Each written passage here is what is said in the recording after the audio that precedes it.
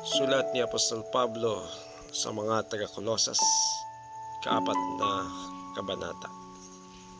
Mga amo, maging mabuti kayo at makatarungan sa mga naglilingkod sa inyo. Alalahanin ninyo kayo man ay may Panginoon sa langit.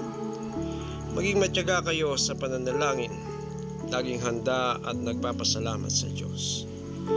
Dalangin ninyo sa Diyos na bigyan kami ng pagkakataon na maipangaral ang kanyang salita at maipahayag ang hiwaga ni Kristo, ang sanhi ng pagkabilanggo ko ngayon. Panalangin din ninyong maipahayag ko ito ng buong linaw gaya ng nararapat. Maging matalino kayo sa pakikitungo sa mga hindi nananampalataya at pahalagahan ninyo ang bawat pagkakataon. Sikapin ninyong laging maging kaaya-aya at kapaki-pakinabang ang inyong pananalita sa kanila at matuto kayong sumagot ng tama sa sinumang nagtatanong. Si Tikiko ang magbabalita sa inyo tungkol sa kalagayan ko rito. Siya ay minamahal naming kapatid, tapat na lingkod at kamanggagawa sa Panginoon. Pinapunta ko siya riyan para malaman ninyo ang aming kalagayan nang sa gayon ay lumakas ang inyong loob. Kasama niya ang tapat at minamahal nating kapatid na si Onesimo na kasama ninyo. Sila ang magbabalita sa inyo ng lahat ng nangyari dito. Kinukumusta kayo ni Aristarco na bilangguring kasama ko at ni Marcos na pinsan ni Bernabe. Tungkol naman kay Marcos, mayroon ng bilin sa inyo na malugod ninyo siyang tanggapin pagdating niya riyan. Kinukumusta rin kayo ni Jesus na kilala rin sa pangalang Justo.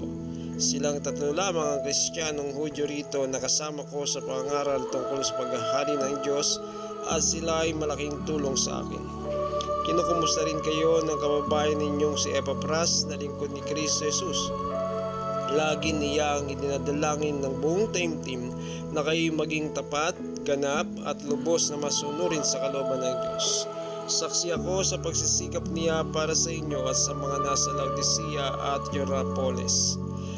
Nangumusta rin sa inyo si Demas at ang minamahal nating manggagamot na si Lucas. Ikumusta ninyo ako sa mga kapatid sa Laodicea, gayon din kay Nympha at sa iglesyang nagtitipon sa kanyang bahay. Pagkabasa ninyo sa sulat na ito, ipabasa rin ninyo ito sa iglesia sa Laodicea. Basahin din ninyo ang sulat kong manggagaling doon. At pakisabi ninyo kay Arkipo na ipagpatuloy ang gawaing tinanggap niya sa Panginoon. Akong si Pablo ang siyang sumulat ng pagbating ito.